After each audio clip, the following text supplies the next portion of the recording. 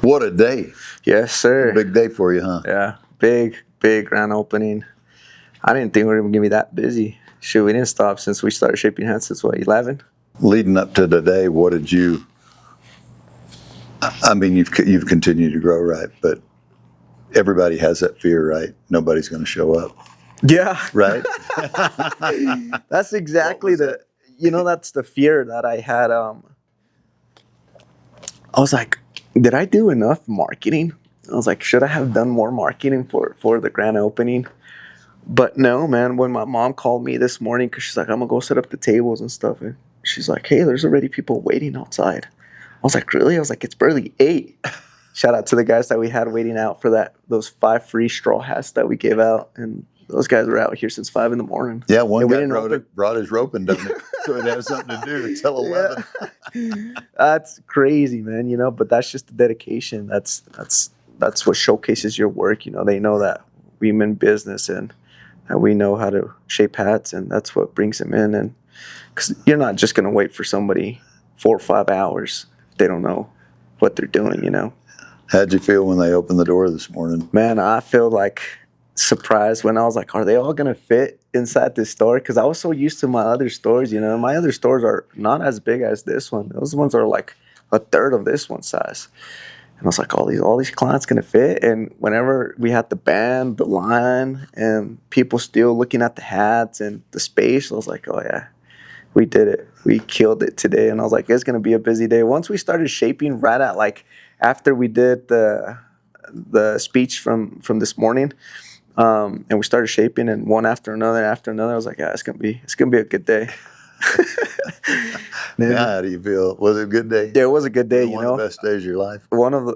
Most likely one of the best days of my life. It's just I'm more than grateful for having you here and helping me shape hats. Because even my dad said, once we finished, he's like, man, they would have kicked your ass if Glenn wasn't here to shape hats with you. Imagine that, man. It would have been me shaping 70-something hats all by myself. I know. Back to back. And even right now, we closed at 5, and even after 5, we were still shaping hats in here. We talked about that a little bit when I saw a girl walk in and she had a Cowlot box in her hand. Yes, I seen that too. I was like, oh my God, did we screw that hat up? I was like, I wonder if it's a reshape. Right, that's what I was. And then once the open crown came out, and I was like, oh, Glenn's got that. This is funny. I was just shaping straw hats, and I kept seeing that you got the first felt to shape, And I was like, okay, he's shaping a felt. And then I seen you got the second felt to shape. And then I was like, I'm just going to continue to shape the straws, and Glenn can shape the felt. Just the way the cookie crumbles sometimes. Yeah, sometimes that's how it is, man. And it's like at any show, right? One guy gets all the round heads, and the other one gets the long ovals, makes it easy for him. You can't tell who's coming in the door. But it did remind me about how cowboys are. Like I have my own store, you've got your own store, but I'm down here helping you, obviously because of Hat Masters. But it's kind of the cowboy way, isn't it, right? If you're especially rodeo cowboys, is you get on your bucking horse and somebody helps you on and helps you pull your rigging, and they open the gate. You go out and ride your horse, you come back, you help him try to beat you. Not try to beat you, but just to give him the best opportunity he has to be his best self. Yeah. So I think you do that for people, and that's why I'm here. I'm really excited for you and happy that you've made that journey. I mean, we went over and looked at your very first building, or my first store. It was basically a closet with a toilet. It was, honestly. Yeah, man, I've seen walk-in closets bigger than that. Yeah, with the toilet in it. That is exactly what it was. That's good. I think that's good for people to hear too. About you don't have to start off with a huge big-ass store. Exactly. Right. Then you don't have to be perfect. You don't have to have a perfect sign or. No, I had a lot. You just had faith. Yeah, I had faith and a lot of determination on making it happen, and sometimes you can't get overwhelmed with the what ifs, or what are people going to think if I do this that way, or if I do this, what are they going to think if I rent a smaller store? No, you got to make it to where it's what's within your capability of making it rise to the top. You start off small and then you finish big. Yeah. And the biggest thing is not starting off big and finishing small. Right. Because like, imagine if I would have rented this store out when I first started doing hats, and I would have had probably like 4 or 5 hats back there, big old wall and 5 hats. It just doesn't make sense. As you grow. But the band would have been just as loud. Yeah, the band would have been just as loud. We had 2 bands today, and those guys killed it. They did. Yeah, they did a good job. No, but back to what you said about like friends helping out friends. Like I consider you guys family. Especially because if anything comes up, like I give you guys a call. I'm like, hey, I need this, or can you guys help me with this, or what do you recommend on that? And once you start doing business with people for so long, they become your family. Like I think my reps are more my family than my own family. But because I trust them they're so trying to much. help you make money, not Yeah, spend all exactly. your money. Yeah, exactly. And they help you make money, and you help them make money, and that's what it comes to. But that's a big thing, is just carrying on and a good good relationship with everyone you do business. You always got to remain to do good business, and good business will come to you. Cool. Going back to Hat Masters, you were headed towards banking. I was always just banking since I graduated high school in 2018. I was from one bank, and then I tried to be a correction officer for a little bit, and that only lasted like 3 weeks, and I was like, I'm not going back. So then I went back into banking, and I stayed in the banks, and I just went all force in, and I started growing within the bank. I started seeing like getting promotions and stuff, and I mean, it was good while it lasted. But how'd the hat idea pop up? The hat idea popped up, actually. This is a funny story. Me and my dad were talking about going to like El Paso to buy some hats or see what they had out there, because here in Albuquerque it's not much of a like variety, And the next day I was actually in my office at the bank, and I was like, what? It hit me, I was like, why don't you bring your own like style of hats? And I was like, I'm gonna do it. I was like, I'm gonna open up my own hat store. I was like, I'm gonna do this, and that's gonna be the end of the line. And I started looking into like who can like teach me how to shape hats, and where can I go to learn how to shape hats. And to my surprise, it's like you can't just find. Back in 2023, you couldn't just find a specific person to teach you how to shape hats. Really, especially me coming into this, like the Western industry, brand new, not really knowing much of it, And I was.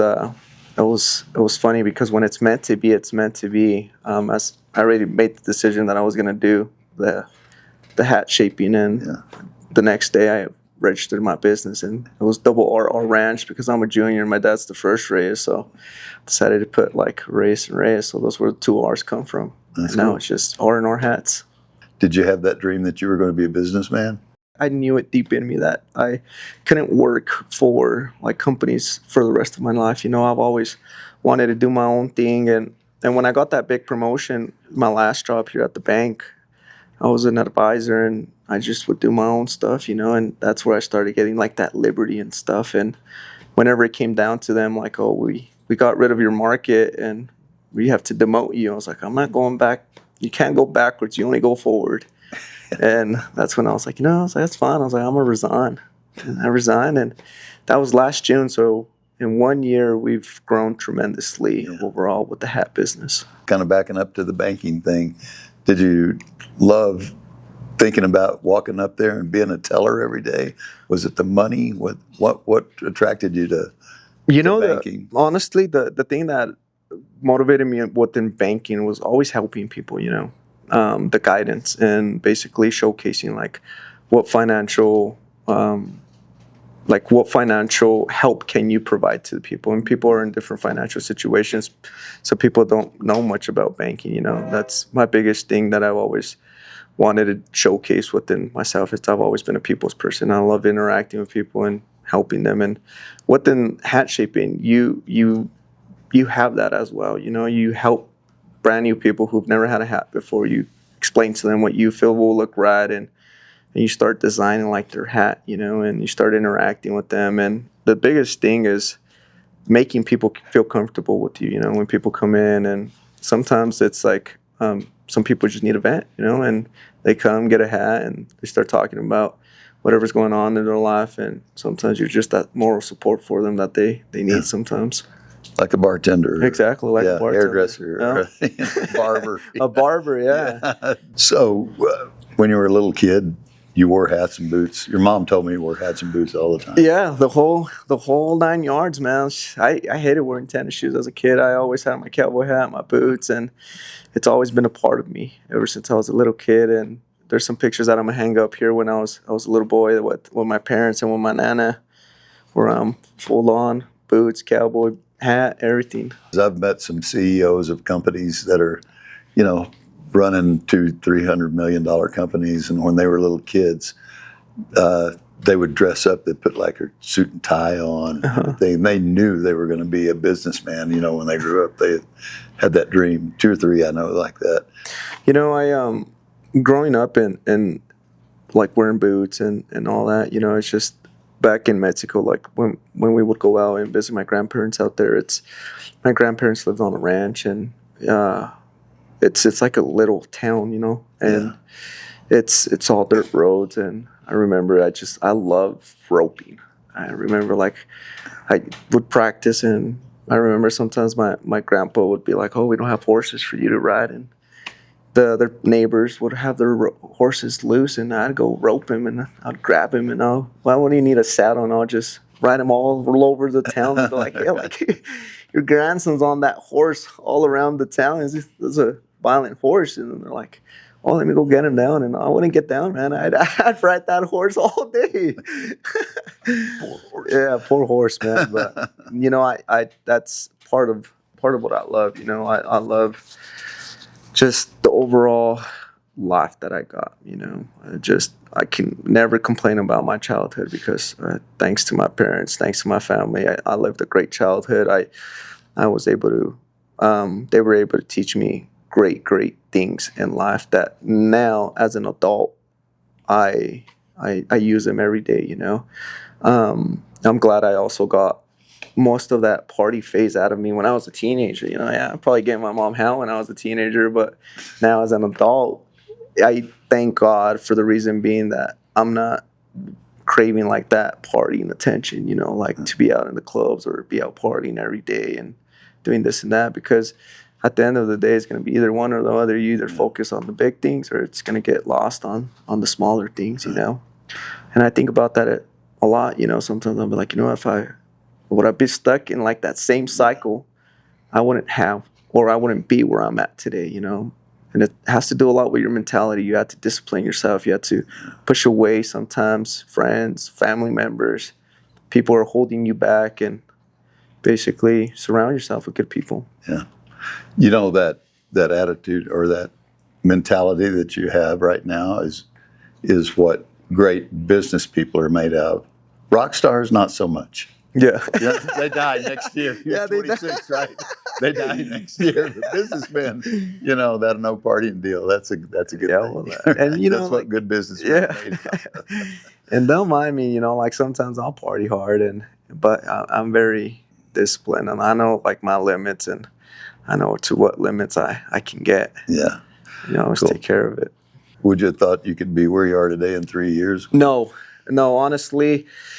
To think about it, like last year, when I got that promotion at that bank, I was about to close my business, just close a hat store. And my mom, she underwent a big surgery, and that's when she told me, she's like, don't close the store yet, like let me get better and we'll figure it out. And I remember like I would pray like for her to get better and all. And I remember one day like I went to church, and I just pray to God, like, God, like if this is for me, like help me to it, like lead me to it, like show me like what the guidance is for it. And if it's not, just help me realize it later. And my mom started getting better. Well, so you kind of just stepped out in faith, right? Yeah. Yeah. Basically. It's pretty amazing, huh? Yeah. What? Yeah, praying will help you a lot. Yeah, no, praying, Give me a sign. Give me a sign. Yeah, give me a sign. And it's just, I'm super grateful for my parents, like they're basically the backbone to R&R Hats. It's like I love everything that I've built here in Albuquerque, and the recognition that we get and just the compliments whenever they're saying like, oh, your son knows how to shape a hat, or, you know, like bringing good spirits into the family, you know, and that's the biggest thing. That's tremendous help from them. And like when people ask me like, what is like your desire? Like my desire is to just continue to do what I love doing. You know, I love shaping hats. I love interacting with people. I love doing what I do every day. And I love the freedom. Like if I get late to work, like just it's on me, you know. Like, but there's also that communication where you come in and you're like, you know, I have to discipline myself, you know. Just because I'm my own boss, I can't just lack off or not do what I got to do. Like I have to stick to my hours. Even though some days we have like slow days, I'll try to leave early, and the next thing you know, it's like, boom, right when you leave, man, the client will come in and like, did you close already? And I'm like, oh, damn it, man, I just left. I'll be right back. And now I've learned my lesson, you know, like I'm not closing early. I'll stay here till like the time I need to stay.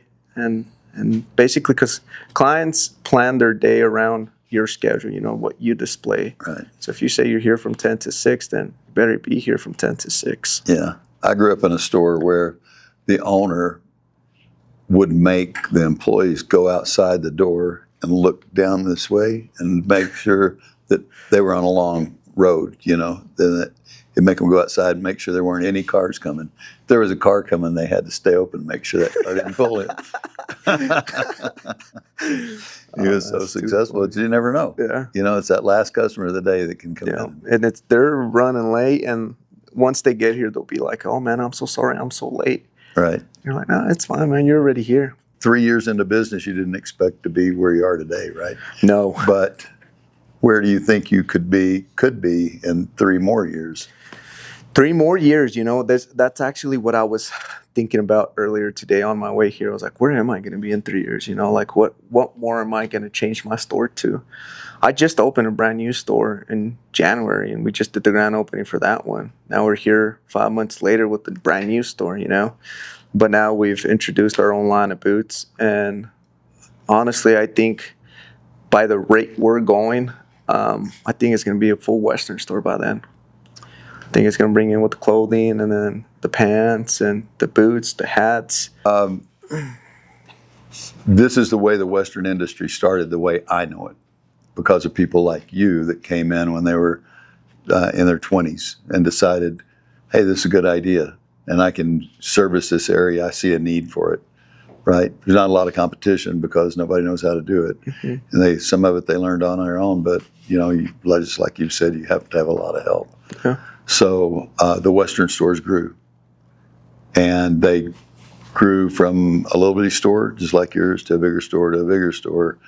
And then they had the whole soup to nuts, boots, hats, belts, buckles, everything in there.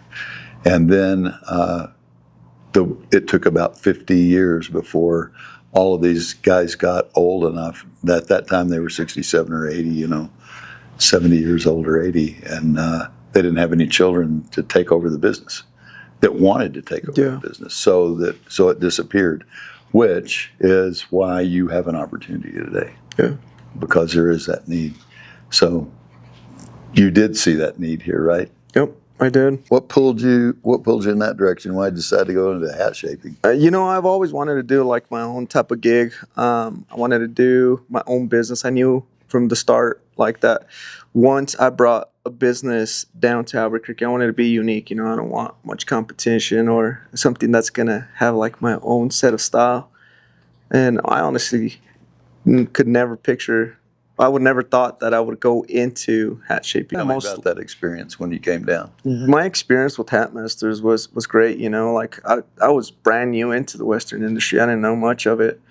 But you guys were like showcased everything, like the explanations of like the straw hats, the foul hats. And I remember even on the first video we made, it's like, I love the smell of the hats, the boots. And now, like, when we have all these hats in here, they all release a smell, and it gives it that leather smell or the lacquer from it. And like now learning about the hats, the smell of the felt once it's with the steam, it stays on your fingers.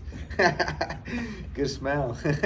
Man, I love that. But back to your question. Yeah, you guys were awesome. It's just, for example, like anything I needed help with too, like I can call you and be like, Glenn, like, how do I connect the steamer? Remember when I bought that first steamer that you were at WISA and we were on FaceTime? Well, where do I connect the hose to? And you're like, like, well, make sure you put out the water because it won't turn on. And today it's so funny. We had the same problem with the steamer that won't turn on, but we just never turned it on because of the knob.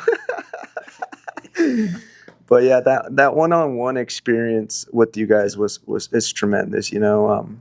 Especially now, like for example, when I'm held up and I'll call Hat Master and be like, hey, can you guys send me 3 of these sizes and I need them by tomorrow? Yeah, we'll get them packaged out and send them out today. And it's just that that's the movement that helps you, like, ensure, like, basically show the clients that you mean business. Like, boom, you know what? I'll order it today and I'll have it for you tomorrow morning or 2 days from now. Yeah.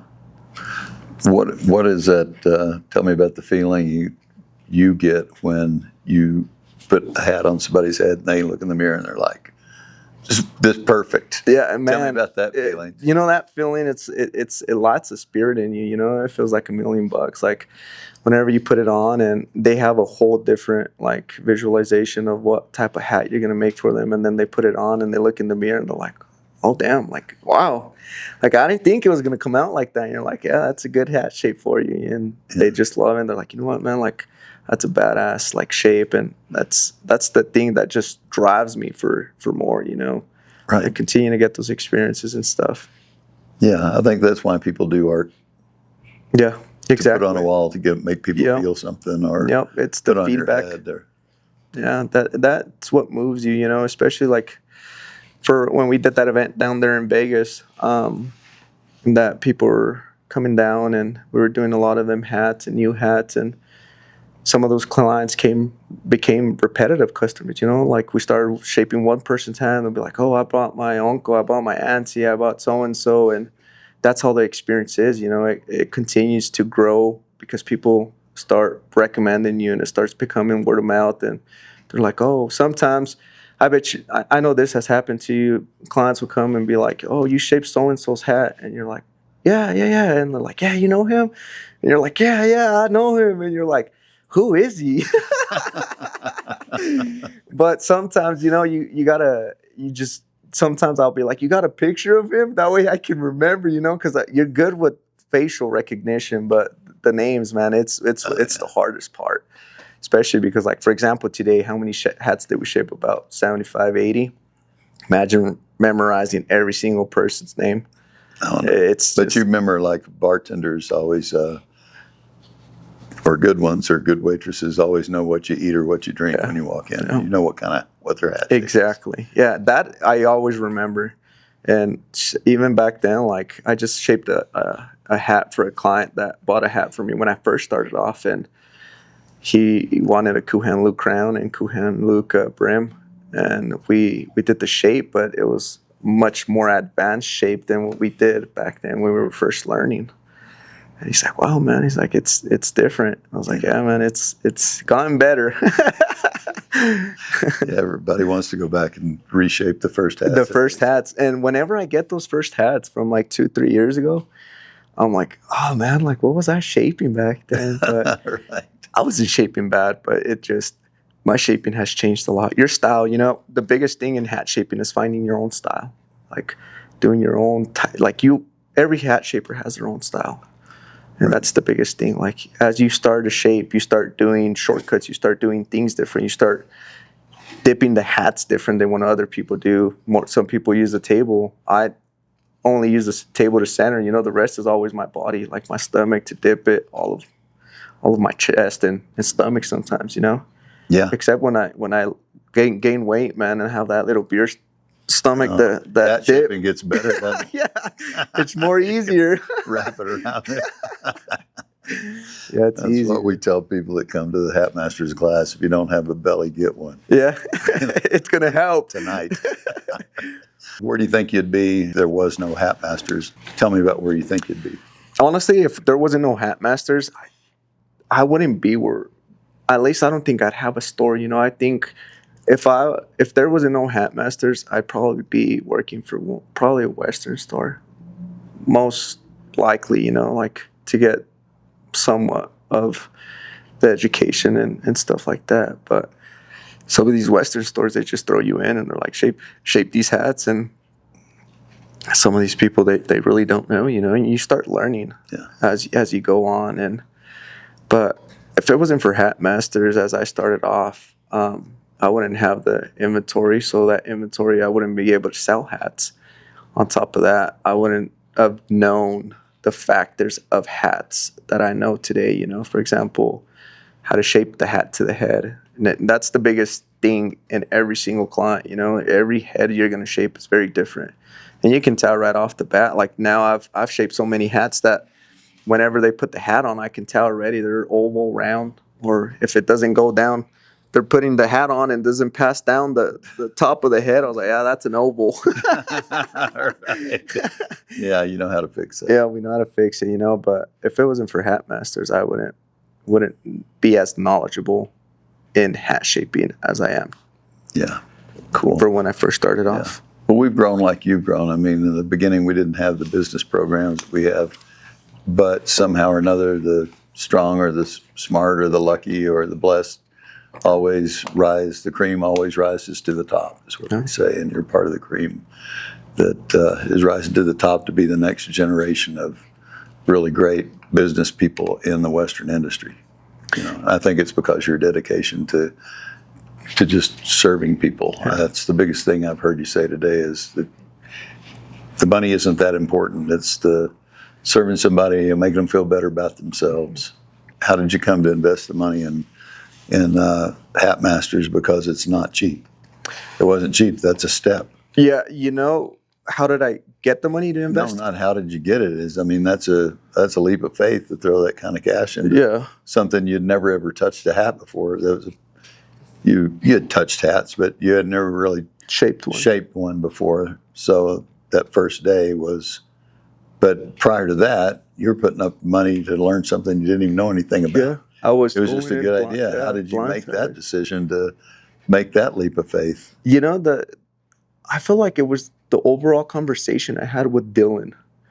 Because whenever I texted Dylan first, I was like, I'm interested. I want to do the class. And it wasn't just like, oh, we charge this much, send it here, and that's it. And we'll see you these dates. No. It's like it was a full-on interview that we had with Dylan. And I remember I'm like, wow, like he's asking a lot of questions, And it's like, why do you want to do this? Like, what makes you want to do this? And I remember I was like, that's a lot of questions. Like, it's a whole, like, personal. But that's good, though, because you must know your clientele, You must know the clients. You must know the people you're working with, And that interview it was what showed me, this is what I'm going to get from this class.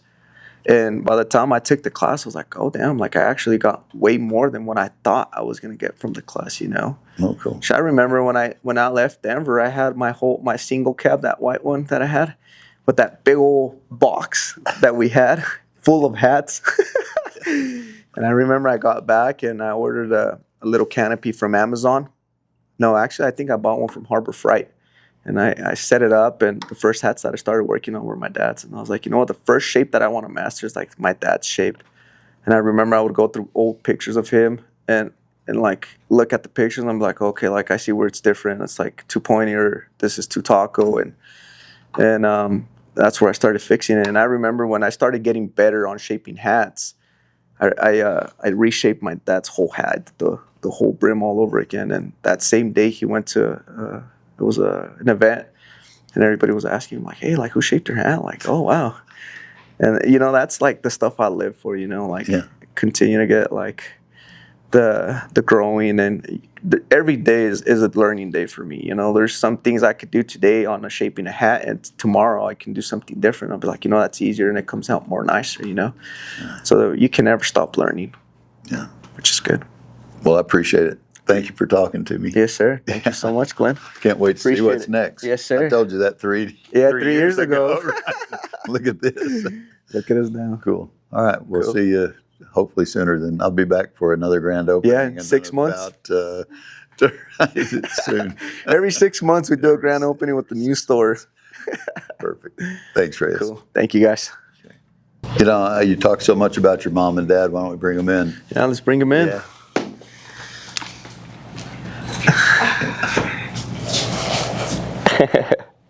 Yeah. Very blessed day. All about family, huh? Gracias, You're Papa. welcome. I'm very, very. Okay, And we finish it off there, guys. there we go. Don't forget her. Oh, my Nana. Don't Yes. forget Nana. It's my That's beautiful what my- Nana. Passed away 4 years ago. She would have been super, super proud of me right now.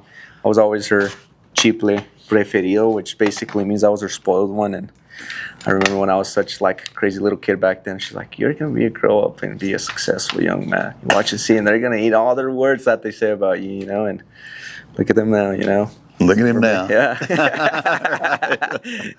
Perfect. Thank you. Thank you. Thank you. Muchas gracias. Gracias.